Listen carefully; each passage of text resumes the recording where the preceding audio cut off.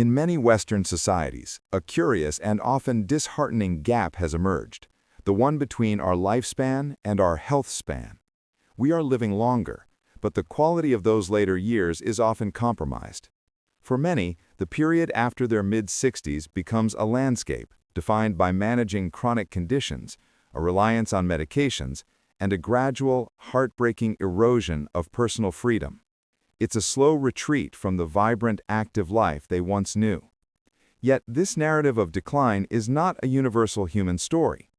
Across the globe, particularly in cultures celebrated for their remarkable longevity, like Japan, a different reality unfolds. There, a population boasting nearly 100,000 individuals over the age of 100 continues to thrive, many of whom remain active, mentally sharp, and fully engaged with their communities, often walking to the local market and managing their daily lives with a quiet, dignified autonomy. What is the source of this profound difference? The answer isn't found in a miracle pill, an exclusive genetic lottery, or an expensive, inaccessible wellness trend. Instead, it lies in a deeply ingrained cultural practice, a quiet revolution in daily wellness that began in the early 20th century and has been passed down through generations. This secret is a simple, nationwide morning movement routine, a series of 6 gentle, purposeful exercises practiced by everyone from school children to their great-grandparents.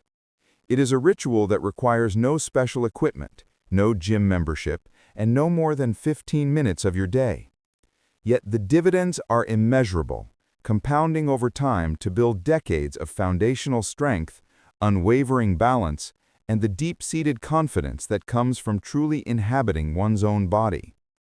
In this guide, we will explore these 6 foundational movements, breaking them down step by step. I will show you how to perform them safely and effectively, regardless of your current fitness level, and more importantly, illuminate the science and ancestral wisdom that make them a powerful tool for aging not just longer, but stronger. Let us begin with the first movement, the bedrock of this practice, Shikodachi, which can be thought of as the foundation squat. This posture is a cornerstone of Japanese martial arts, a stance that has been used by its most formidable athletes, including sumo wrestlers, for over a millennium to cultivate immense power and stability.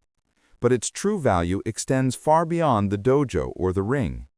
The Shikodachi is a masterclass in building the exact kind of functional leg strength that underpins our independence in later life. It is the power needed to rise effortlessly from a chair, to climb a flight of stairs without a second thought, and to maintain the steady balance that is our first line of defense against debilitating falls. To practice this movement, begin by standing with your feet positioned approximately twice the width of your shoulders. Angle your toes outward, around a 45-degree angle. With your spine held long and your chest open, slowly begin to sink your hips straight down, as if you were lowering yourself to sit between your legs rather than behind them. This distinction is crucial for engaging the correct muscles. If you feel unsteady, place your hands on your inner thighs for support. Beginners should aim to hold this powerful stance for just 20 to 30 seconds, using a nearby wall or a sturdy chair for balance if needed. As your body adapts and grows stronger, you can gradually extend this hold to 1 or even 2 minutes.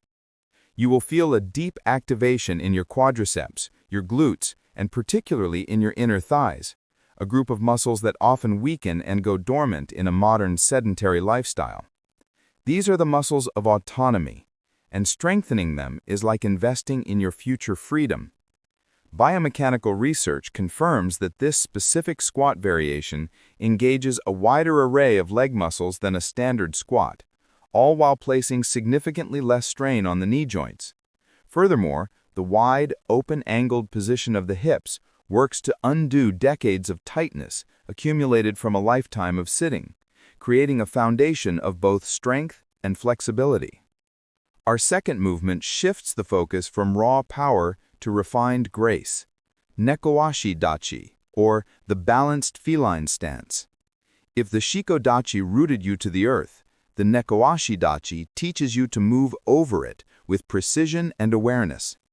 This posture, drawn from the traditions of karate, beautifully emulates the deliberate, sensitive way a cat prepares to move, testing the ground with a light touch before committing its full weight.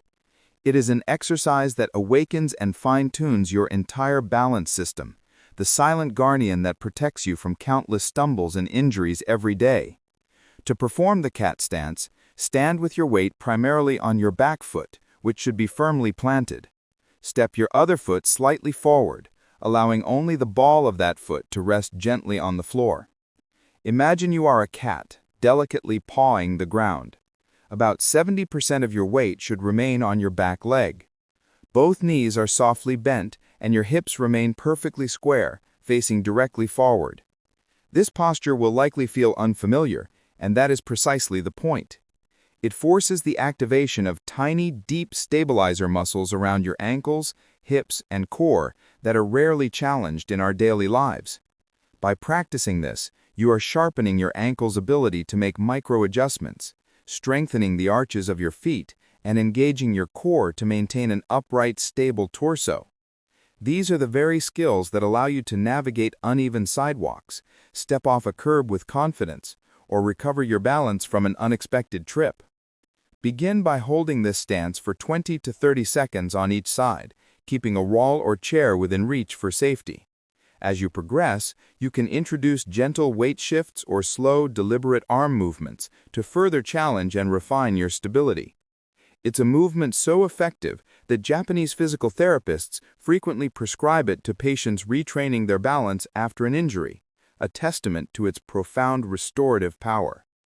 Now we move to the floor for our third posture, a practice designed to realign the body from its very base, Seiza, or the art of proper sitting. In a world dominated by chairs that encourage slouching, Seiza is a powerful antidote. For centuries, this was the standard way of sitting in Japan, during meals, formal ceremonies, and moments of quiet reflection. Today, it serves as a gentle yet profound method for stretching the very muscles responsible for the most common postural problems that emerge after the age of 50. To practice Seiza, kneel on a soft surface or a mat. Bring your knees together and fold your legs so that your feet are tucked beneath you, with the tops of your feet resting flat on the floor. From there, slowly lower your hips to sit back on your heels, keeping your spine naturally long and your shoulders relaxed. You may feel some tightness in your ankles or knees, which is entirely normal. To alleviate this, simply place a firm cushion or a folded blanket between your heels and your hips. This small modification elevates the hips slightly, making the posture much more accessible and comfortable. The magic of Seiza lies in its ability to gently lengthen the hip flexors and quadriceps. These are the muscles that, when tight from prolonged sitting in chairs, pull the pelvis forward and cause the spine to curve into a hunched, aged posture. Unlike sitting in a chair, which deactivates the core, Seiza requires the engagement of your deep core and spinal stabilizers to maintain an upright position. Start by holding the posture for just 30 seconds to a minute, and over time, build up to 3 to 5 minutes. You can practice it while watching television or listening to music, allowing it to quietly and passively reshape the way you sit, stand, and move through your day. From this grounded position, we transition to our fourth practice, one that connects the physical body to the mind and nervous system, Zazen, or seated meditation. Having used Seiza to begin unlocking a more aligned posture, we now deepen that connection, moving beyond the hips and spine and into the very core of our nervous system. Zazen, translating literally to seated meditation, is far more than just sitting still. It is an active, isometric posture rooted in the traditions of Zen monasteries, where monks would hold it for hours to cultivate not only spiritual clarity, but also incredible physical endurance.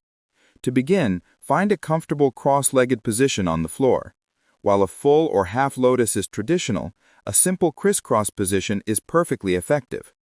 Place a cushion under your hips to elevate them slightly above your knees.